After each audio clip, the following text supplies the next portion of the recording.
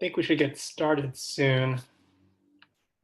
So first of all, thank you to Dr. Hendricks for hosting this Zoom conference call. I have myself, and is it just Roshni?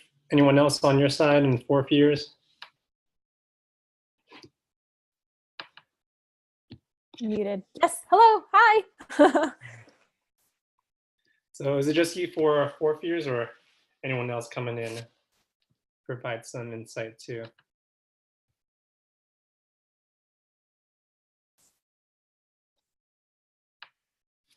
Oh.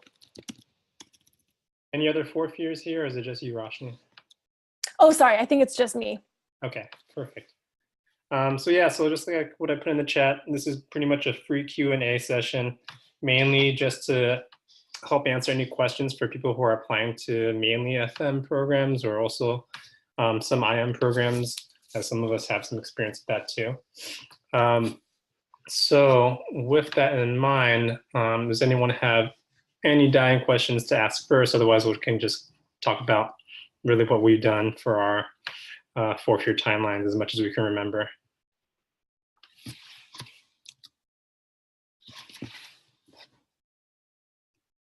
Oh, for those of you who don't know me, my name is Roshni. I am a 4th year and I just matched into family medicine in San Diego. Perfect, yeah, we should do introductions. Yeah, so I'm Will from the 2018 class, matched FM and John Muir Health, which is one of the new programs out here in the Bay.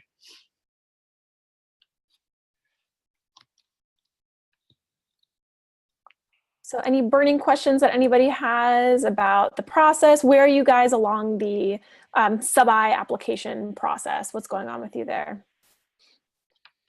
We have a question from Wing Ken Wong. So opinions on subspecialty IM rotations, can they take the place of a sub-I? So it's a good question. It's hard to tell how well a lot of these sub-Is land in terms of internal medicine subspecialties. You can get lucky depending on who you match with. For example, Vivian Partita, she did a sub-I, I can't recall exactly what subspecialty, but she ended up chatting with either the chair or one of the assistant program directors for the Kaiser LA programs, and after that was offered an interview. So if you really knew, basically who you might be working with, the chances you might be bumping into certain people in terms of people who run the program, then that can definitely give you it up in terms of a little leg up in terms of your value.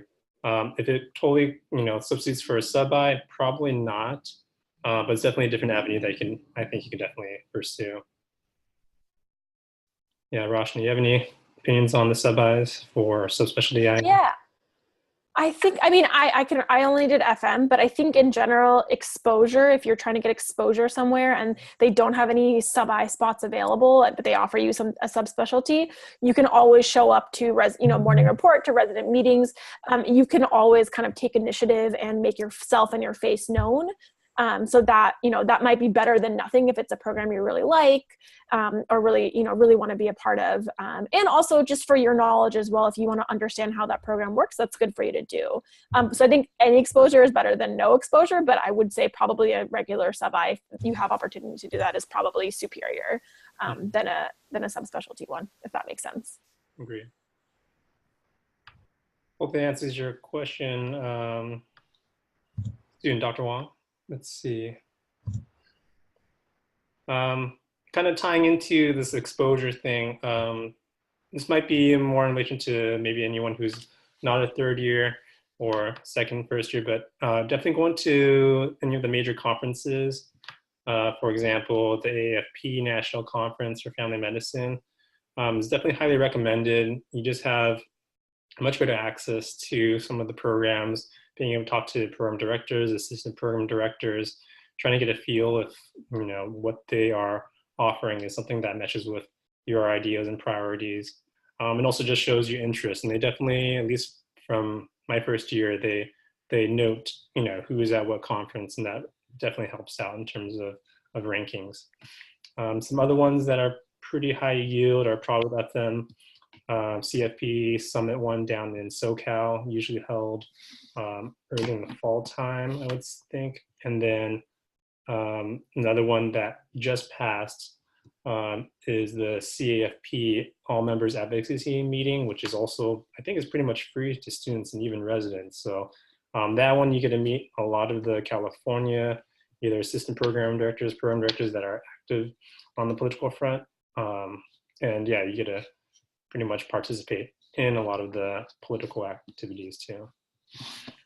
And there's also, not just for FM, and before we continue, can everybody say what specialty they're thinking about going into so we know, and we can try and help tailor it to those experiences. If you can just write in the chat what you folks are going into. Just so we have a better idea. That's great. So for those of you who are doing, like I know for emergency medicine, there's a conference in San Diego, I believe there was last year, and they have the keyword you want to look for is residency fair. That means that they're going to be program directors or associate program directors at those places, and that's just a good place to get a face-to-face. I personally, for FM, went to the AAFP in Kansas City. Mm-hmm. It was during a sub-I. It was actually my first sub-I, and I asked for that time off, and they were, they understood because they were going as well.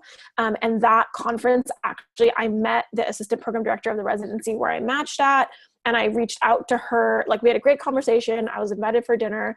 I reached out to her because I hadn't heard from them for an interview, after I already applied for them. And this person that I connected with, and then she emailed back, oh, yes, we'll get back to you. The next day I had an interview, and that's where I eventually matched at. So these conferences are a really great idea, especially if you have a few places that you really want to, location-wise or program-wise, you really want to make a connection at. So definitely worth the time and the effort to go and make that happen if possible. Not just for FM, but ER. I know OB has a conference, I think also in San Diego as well, that might move around. But it's usually, August to September/October time. That's when they're kind of recruiting. So definitely kind of look within your specialty or ask in the clinical group if there are any conferences that people really recommend within that specialty. Let's see, we have another question here from, was it Tay June? I hope I don't see it too improperly. But yeah, is there a way to let programs know about the conferences that you do attend, either in your curriculum or your personal statement? So I personally think, these type of experiences usually will be noted by the programs that, the family medicine programs or whatever programs you're in, they'll note that you're at these, certain conferences. And it probably wouldn't be to your benefit to make it that explicit in your personal statement or curriculum or your CV. Probably more so if, you do meet them at a different conference, or if you do go for a sub-I, just to kind of do a gentle reminder, be like, hey, did I meet you at this so-and-so? Or, I met your program director at this, I like this. It's kind of a easier way to kind of introduce that. And I think it just reaffirms your interest that you can in multiple areas. But I think less so just explicitly put into those official documents. Yeah, I think what you gain from the conference is more important than having a conference on your CV. But that being said, I did want to find a way to remember the conferences that I've attended. So on my CV, I do actually just list out the conferences I've been to. These are during medical school as well. And that's just for me to remember. And then just for somebody to look and say, oh, these, this person says they're interested in, migrant health and also women's health. And look, they've gone to 4 conferences about that. Mm-hmm. That's just a personal choice. It's not super common, but if you wanted to just remember what you've been to, that's an option for you as well.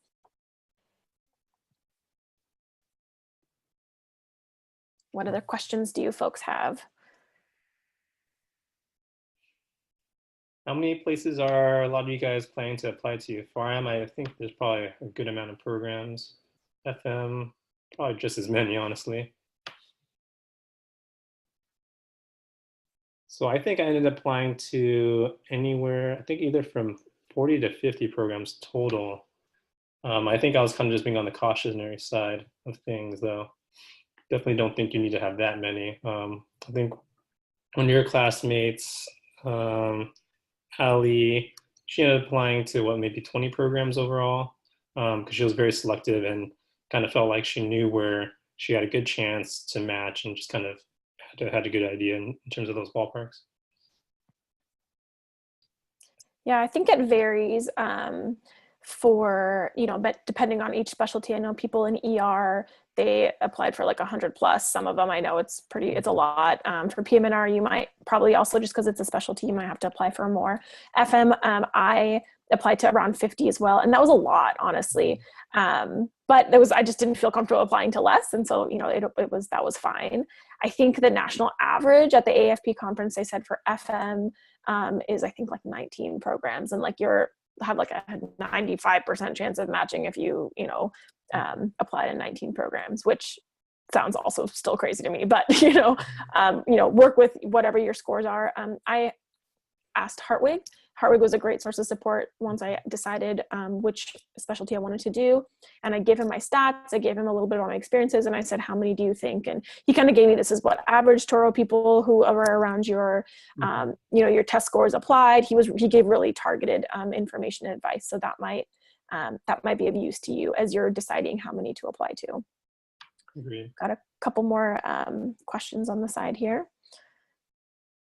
Oh, go ahead. What do we want to do first? So what would be something we can do to make sure we get the application on time? Do you mean like send it out on time, or what do you mean by that? Can you clarify? Or is that like basically asking, because like you could fill out the application a little early and technically submit it a little earlier before it gets, before it opens. I mean, yeah, in terms of that, really just kind of following the guidelines that they have there.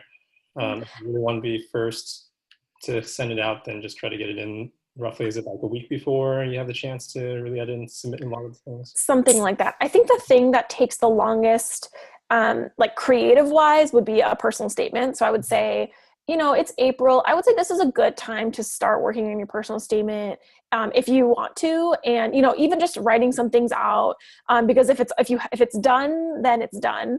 Then you have that kind of off your back. I know for me personally, I spent a couple months writing this personal statement, and I had it all figured out. And then 3 nights before the application was due, I just banged out a new one. And that's what I used. And whatever your kind of creative flow is. I think the other thing to think about is going to be letters of rec. That I think can maybe hold up an application. And so if you can make sure your letters of rec are in the system, you have what you want to have, that is, I think, probably a big source of stress that you could just kind of plan ahead for, and make sure if that's in time, then you'll be good to go for submitting your S on time. I don't actually remember the requirements for VSAS, but I think you have enough time ahead of time to know needs to be uploaded and things like that. So you'll know ahead of time in terms of requirements. In terms of the personal statement and what you write for your VSAS or whatever, if it's family medicine, they have a lot of community applications. It could probably be very similar.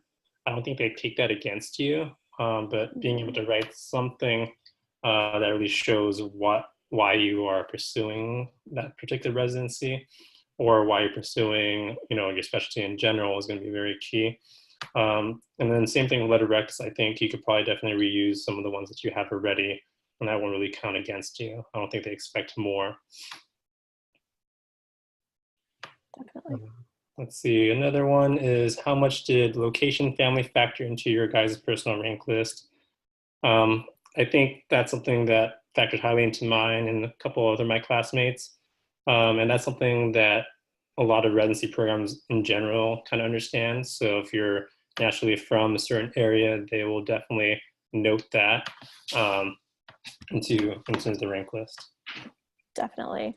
Yeah, again, that's a very personal thing. I know for me personally, my family's from San Diego, and so I definitely wanted to end up in San Diego as well. And kind of like Will said, if you have any personal ties to the area, make sure you communicate that to the program. So if you have a partner in the area, if you have family in the area, if you have property, whatever. For me at my program, I told them and harped really hard the fact that I was born in the hospital that they work at. And so I was like, hey, full circle, whatever it takes for you to kind of create that connection with them. And so you want to make them think that you're going to rank them really highly, kind of so they rank you highly. I mean, you should rank how you're going to rank, but that you just want them to know that you're really committed to that place if it's your, if it's your top location, or even if you just have a connection in general. Okay, let's see. Yasmin's got something about letter recommendations. So each program is going to ask for a different amount of letter recommendations and what type. So it's really specific to, I guess, the residency and also kind of your specialty. For a lot of family programs, it was roughly anywhere from at least 3, I would say, is the general average, maybe 2 sometimes from some places. Um, and I know for internal medicine, they will definitely ask for like a chair. I probably would point you towards someone who's matched in internal medicine about um, the logistics of getting something like that, because I know there's like 1 or 2 people that could just sign off as chair from either your department or at Toro. But yeah, for the family medicine one, definitely someone in family medicine would be very beneficial. I think having something on the faculty side would also be nice in terms of um, giving kind of a longitudinal um, idea of who you are too. So I think at least those 2 would be the ones that I think you should at least try to aim for. Anything else is just kind of extra on top. Yeah, I had one FM person who was just like my FM preceptor that I worked with. And then I had an OB write my letter, mostly because my application was pretty OB focused as well. And so I want to talk about that. But I think what was really helpful for me is I got a program director at my first sub-I to write my letter of rec. And he was from Marion. And I got to work with him quite a bit. I think if you're already at a place where there is a program director and you have an opportunity to get a program director to write your letter of rec, that is definitely a strength. Mm-hmm. And if not, maybe consider going, maybe don't bank on 100% because maybe they'll say no, or who knows. But if you have the opportunity for doing a sub-I in maybe July or even August, you could always ask, but ask maybe always having a backup. So my program director that I asked for a letter, he submitted it like 3 days before it was due, and it was kind of anxiety provoking, but it ended up working out really well and it was worth it. And I did have a backup from somebody else. So kind of maybe think about that as you're thinking about your 3rd year, who you can ask, and then your upcoming 4th year rotations as well. Yeah, exactly. And definitely the backups are good because Yeah. preceptors who say, yeah, for sure, I could write you something, and you could even write most of it yourself, but kind of the follow-up is going to be tough, and kind of a fine line of being too badgering to the preceptors if you're like, I really need this in now, but also knowing that, what is your backup option or plan B in that case? Exactly. And when asking for letters, always, you can nicely be like, let me know if I can send some bullet points or some information about myself, or, kind of, you can always offer to kind of half write it for them in a like appropriate, respectful way. And I think they understand that and they would appreciate that. And they can all say no, or whatever. So kind of keep that, as you're asking as well in the back of your mind. Let's see, for personal statements from Matthew. So yeah, so you can definitely choose what letter goes to where. So you could definitely customize it if you felt like you had the capacity and bandwidth to do so, or for programs that you're really interested in. So yeah, that's definitely an option. But definitely plan for it, because definitely writing letters is not the easiest thing to do. And actually, I think you can even upload separate personal statements for each program. Yes. So, I mean, I just uploaded the one, and that was what I sent out to everybody. But if you wanted to, custom a personal statement to a couple of programs, I think that's very reasonable.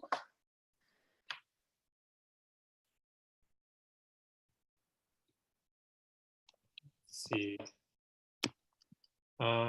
So one of the Google Docs that we have, actually, a couple of the ones, hope that you guys find useful. One is that Roshni, she put up, is basically kind of a quick stat sheet of some of the current 2018s who went to FM, what they applied, kind of interviews, and what kind of the expectations they had, priorities, which I think is a really good overview just to get an idea.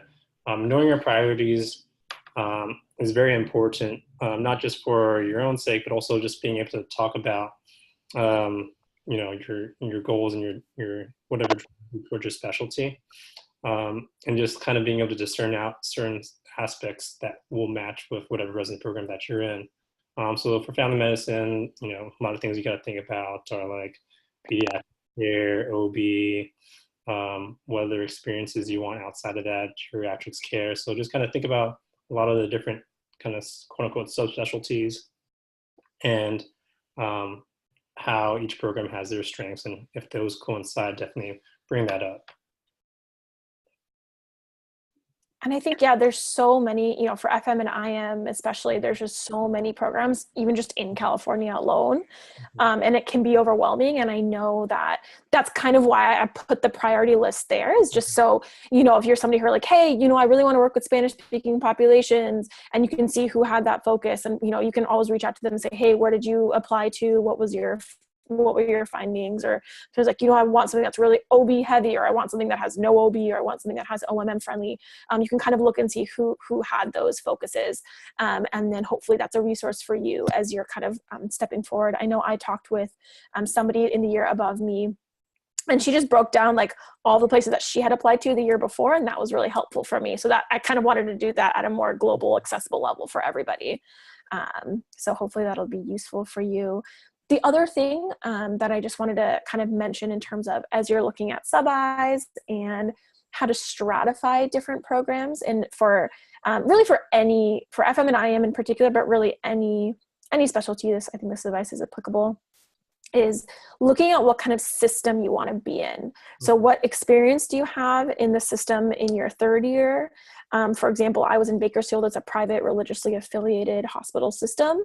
And what are you interested in? So I didn't have any exposure to county, or just a community clinic, community of oriented hospital, or a county, or anything like that. So I made sure at the end of my third year, and then kind of throughout my different sub-Is and auditions, to do a rotation in a county, a Kaiser, a community hospital, just so I personally could have a better idea of, what kind of environment am I looking for? What kind of environment am I going to learn from? How are residents treated in these different environments? What are the pros and cons? I think that should be definitely, that also helps kind of wheedle down your list to make it so it's a little bit more focused, and you're not just applying to everything, you're applying to kind of more specific focused hospital and programs that match what you're interested in. Yeah, and those are things that you could definitely talk about too during, say, an interview, or on your sub-I audition rotations to different residents or leadership in those programs.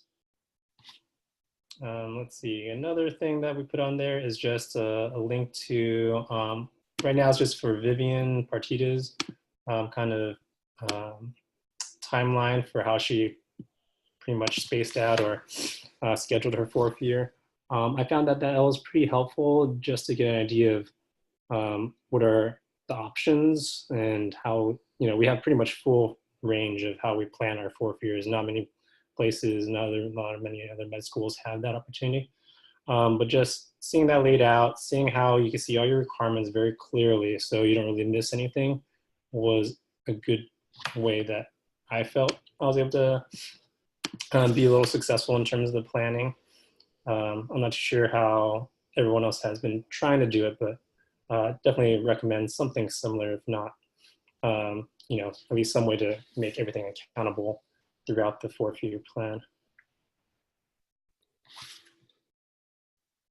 Yeah, I made a spreadsheet for my fourth year and listed all the requirements and what checking off. And the other thing that I also added was, which you guys might be a little bit past this at this point, but all the places that I had reached out to for sub-Is and auditions and just rotations in general.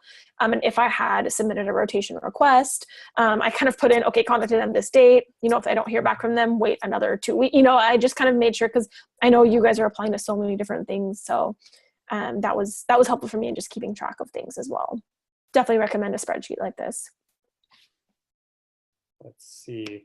And I guess the other purpose of this kind of informal question answering is just to get an idea of what other information would be useful for you guys third years, or anyone else coming along, in terms of like kind of getting a crowdsourced, alumni kind of network of people that can be reached out to, something that we thought of. Roshni's Excel, I think, really hones in on just trying to get an idea of what's kind of normal per se, because a lot of that really kind of boils down to how competitive do you feel like you are with other programs. So yeah, if you guys have some ideas, we'll definitely try to put something together. So let's see, Yasmin's got a question about outside of board scores or some experiences you had that helped strengthen your application. I could let Roshan, you want to start this one off? Yeah, I think part of that is going to be what's your focus? You know, why are you applying to the programs that you're applying to? What are you interested in? So I think for me personally, it's really apparent in my application. I'm interested in working with Spanish-speaking communities. I'm really interested in women's health and reproductive health care and advocacy. And so I had done some research before medical school during my undergrad that I kind of continued throughout. So just different different research that I've done that I kind of made relevant and made applicable to my third year experience out in Bakersfield. That was just a way of bringing old experiences and like showing off as to how it applied to, during my third year, basically. I actually even talked, I know when I was in Bakersfield for my third year, I had some extra time and I volunteered at a dog shelter, a humane society, for a year. And I just talked about that. Even when somebody asked me what I did, so you can bring in all those experiences and you want them to see that you're a committed, dedicated, interesting person and you have a passion. And I think in FM, it's hard because there's so much that you can do and can learn and can get excited about, but it's really okay to have like something that you're really passionate about, maybe outside of school or boards, that you can talk about. I think that really sets you apart, and that just shows that you have a focus and that you can always broaden that, but don't be afraid to get excited about something and talk about that on your application. They want to see that you're excited about that. Yeah, and that really helps out in terms of with people that you talk to, they'll be excited about what you want to do. And they can also lead you to, certain people that might have similar interests, and that just makes kind of stronger connections for you in the residency in general. Yeah, I would say pretty much similar things, like any extracurricular activity that you have that you feel like you have some sort of strong recollection about, that you can not necessarily spin, but just kind of bring up and basically that will basically make your story stronger, then definitely incorporate that. And one thing that was nice about the AFP conference when I went is they had like this really short kind of activity that asked, how do you, basically just pretend talking about your strengths and your weaknesses. And that just kind of allows you to get in the mindset of doing that. You'll get used to it once you start going to interviews pretty quickly, but just being able to start that early allows you for the first few interviews that you have to not feel like this is just a practice. It's like you can start from the get-go with how you want to present yourself. Definitely. And something else kind of on the subject of interviews that I definitely recommend is keeping if you haven't already, that's fine, but keeping a patient log of, just some of your experiences with patients, maybe some of your experiences at your hospital, your experiences with your teammates. There's a lot, just at least in the FM interview trail, there's a lot of tell me about how you work as a group, within a group. Tell me how you work as a team. Tell me about a hardship that you faced. Tell me about feedback you've received. All of those are pretty normal questions that I got quite a bit. So if you can think of, really kind of significant patient experiences or, something that you worked through with the team and just jot them down quickly now, it'll save you from having to just like either come up with something on the fly or, as you're kind of in the middle of all these interviews and stuff, just be like, oh yeah, I have to think about this and whatever. It's just kind of helpful to think about that now when you have a little bit of brain space, theoretically. I know you guys are pretty stressed out right now, so. Exactly. I guess some final thoughts are just what you plan to do in terms of your applications now. I guess my main recommendation is that you want to try to get these things as soon as they open. Some of them are kind of rolling admissions or kind of like rolling sub-I spots, audition spots.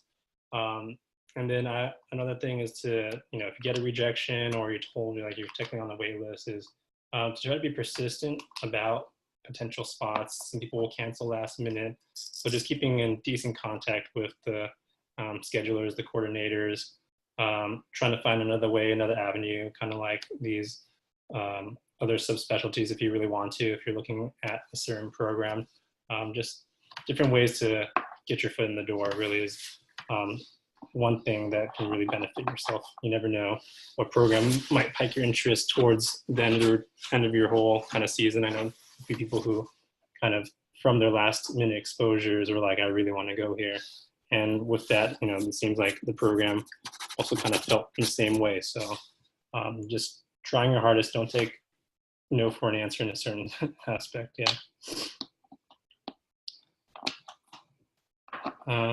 Well, since this was kind of a really impromptu thing, we do plan to have a larger session with a bigger panel, a little more structured, coming down near the end of April. This is just more so to chat with everyone who had the time or was interested in terms of resources and any last minute questions they had about the current application process.